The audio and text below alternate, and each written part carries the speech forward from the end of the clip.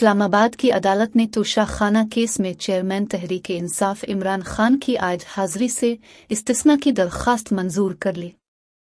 اسلام آباد کے additional session جج نے توشہ خانہ کیس میں عمران خان کو آج حاضری یقینی بنانے کا حکم دیا تھا۔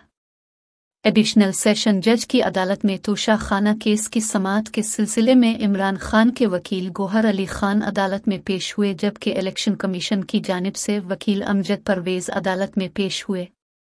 چیئرمین پی ٹی آئی کے وکیل نے آج حاضری سے استثناء کی درخواست دائر کی، جس پر وکیل الیکشن کمیشن نے کہا کہ عمران خان کے 4 وکلاء ہیں، وقت ضائع کیا جا رہا ہے۔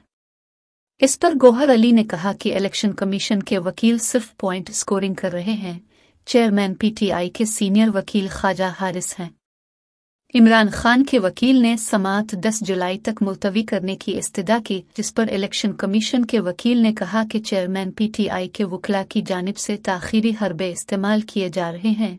ان کے وکلاء کی نیت ہی دلائل دینے کی نہیں، خواجہ حارث کی کوئی عدالتی مصروفیات نہیں۔